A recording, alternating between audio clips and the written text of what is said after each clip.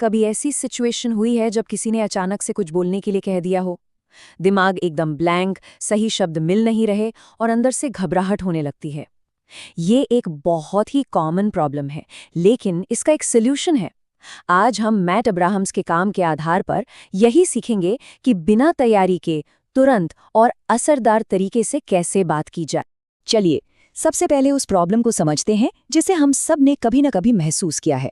आखिर जब हमें अचानक बोलने के लिए कहा जाता है तो हमारा दिमाग काम करना बंद क्यों कर देता है? जरा सोचिए, जब किसी से अचानक कुछ कहने की उम्मीद की जाती है तो उनके साथ असल में होता क्या है? ये एक ऐसा सवाल है जिससे शायद हर कोई कनेक्ट कर सकता है।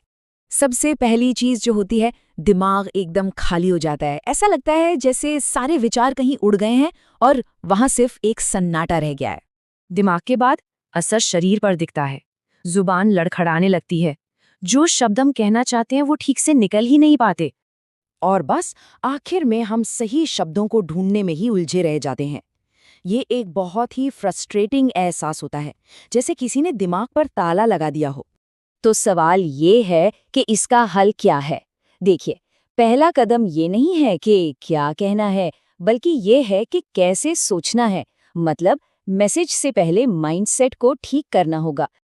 यहाँ एक बहुत ही पावरफुल टेक्निक काम आती है।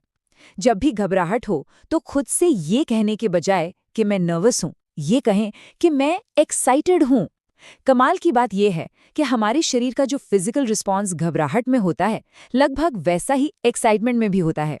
ये छोटा सा मेंटल स्विच बहुत बड़ा फर्क ला सकता है। एक और जरूरी बात, खुद को डल या साधारण होने की इजाजत देना। हर बार कुछ कमाल का ही कहना है, यही प्रेशर हमें कुछ भी कहने से रोक देता है। जब हम खुद को परफेक्ट होने के दबाव से आज़ाद कर देते हैं तो हमारा परफॉर्मेंस अपने आप बेहतर हो जाता है। ठीक है, तो अब माइंडसेट सही जगह पर है। चलिए, अब उस प्रैक्टिकल टूल की बात करते हैं जो मौके पर सोचने और बोलने में मदद करेगा। ये एक बहुत ही सिंपल लेकिन शानदार फ्रेमवर्क है। इस फ्रेमवर्क का नाम है क्या, तो क्या, अब क्या।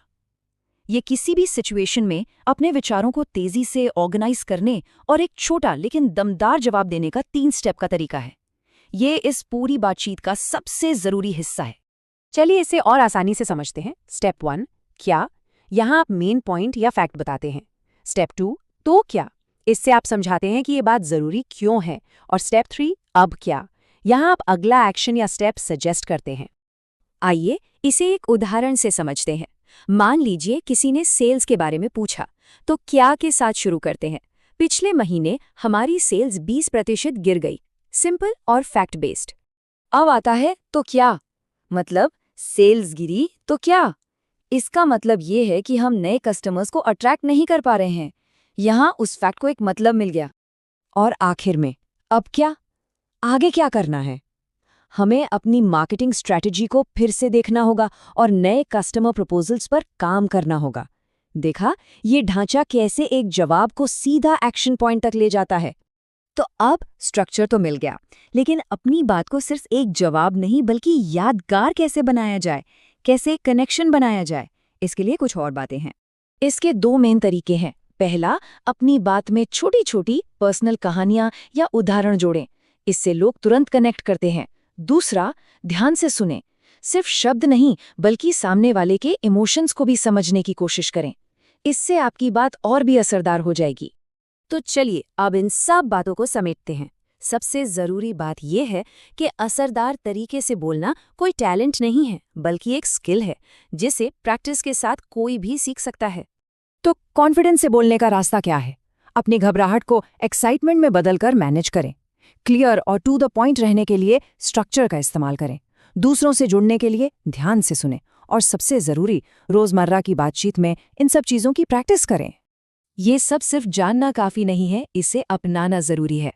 तो अगली बार जब कोई अचानक से कुछ बोलने के लिए कहेगा, तब क्या कहा जाएगा?